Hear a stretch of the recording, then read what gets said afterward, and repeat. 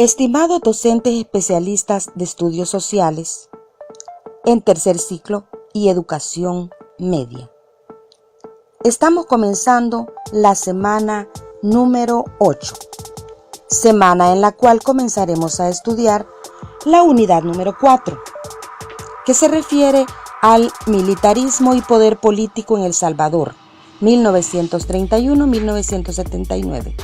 El cambio de régimen o transición política, 1979-1992. Los acuerdos de paz de 1992. El sistema político salvadoreño en la actualidad, elitismo competitivo y la democratización del régimen. El objetivo de esta unidad es analizar el papel que el militarismo jugó en la configuración del poder político en El Salvador y su conexión con el cambio de régimen o transición propiciado por la guerra civil y los acuerdos de paz. Semana muy importante en la que vamos a comenzar a estudiar esta unidad número 4, la cual estaremos analizando durante 3 semanas, las últimas 3 semanas de este módulo 3 de Sociedad Política y Poder. Podemos hacer entonces un recorrido interesante sobre la trayectoria que hemos traído de la política en El Salvador. Qué interesante es estudiar cada período y llegar hasta esta época.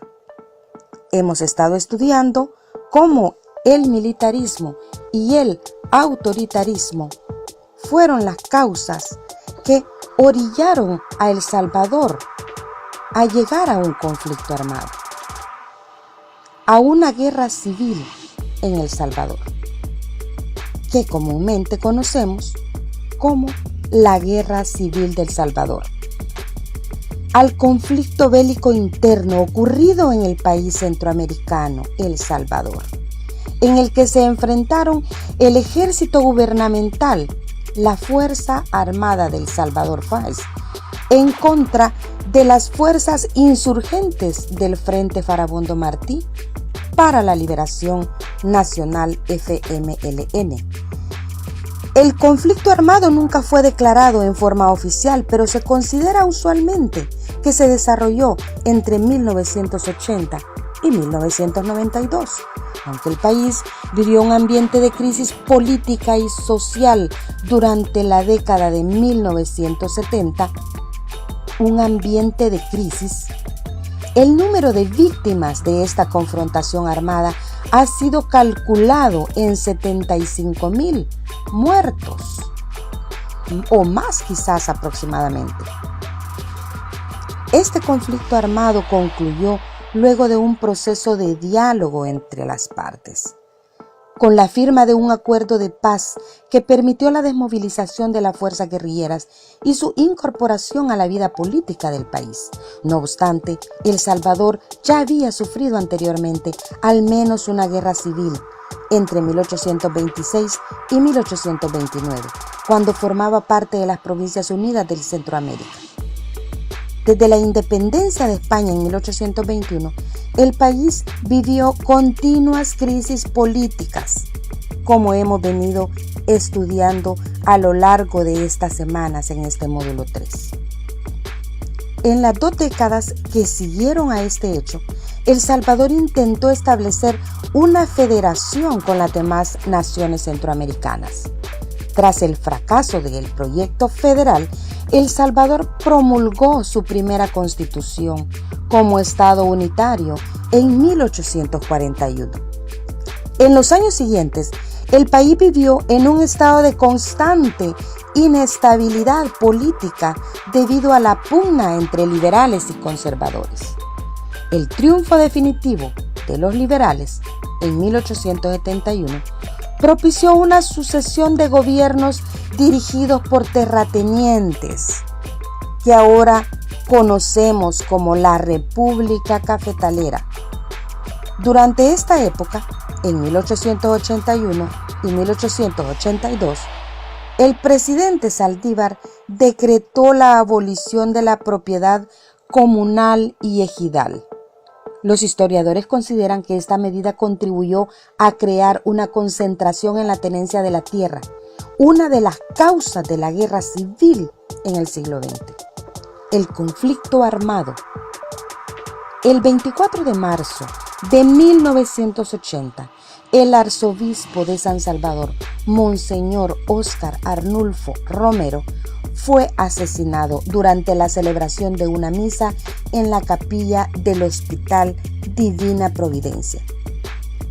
A medida que el conflicto avanzaba, la guerrilla obtuvo apoyo indirecto y directo también de otras potencias.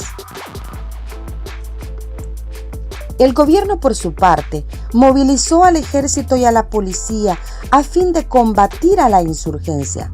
Con apoyo del gobierno norteamericano, se estableció los batallones de infantería de reacción inmediata. Entre estas unidades de élite, el denominado Batallón Atracat, el gobierno de Estados Unidos envió al ejército salvadoreño, a la Fuerza Armada del Salvador FAES, fusiles y armamento. Una gran cantidad de armamento de alta calidad para combatir este conflicto armado.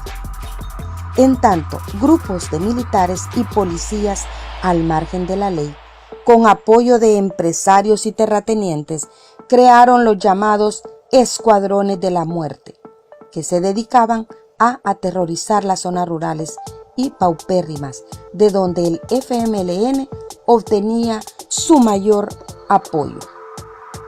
En dos oportunidades, en 1981 con la ofensiva general y la ofensiva conocida como Hasta el Tope en el 89, el FMLN intentó conquistar la ciudad capital de San Salvador y las cabeceras departamentales.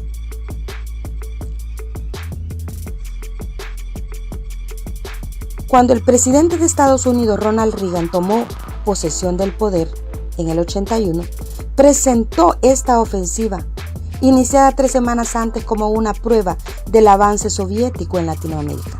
Los gobiernos de México, Venezuela y Francia reconocieron al FMLN como una fuerza beligerante legítima. Algunas de las causas por las cuales el pueblo salvadoreño se organizó y dio inicio a la guerra civil fueron la prepotencia de las autoridades militares y algunos cuerpos mal llamados de seguridad, porque lo que hacían era reprimir al campesino. Entre estos cuerpos tenemos a la antigua Policía Nacional, la Policía de Hacienda, la Guardia Nacional y el militarismo. Estos cuerpos represivos tenían la potestad de golpear al campesino por una mínima cosa y éste no podía ni tenía dónde ir a poner la denuncia porque no era escuchado. Los hacendados o dueños de hacienda tenían a su disposición a 2 parejas de guardias nacionales para intimidar al campesino y cuidar los bienes de la hacienda. El hacendado o dueño de grandes algodoneras pagaba lo que quería el campesino y éste no podía reclamar ni exigir un mejor pago. La persecución de jóvenes para obligarlos a prestar el servicio militar. Estas persecuciones se daban 2 o 3 veces por año, apoyándose el gobierno con las llamadas escoltas militares formadas por personas de los mismos cantones.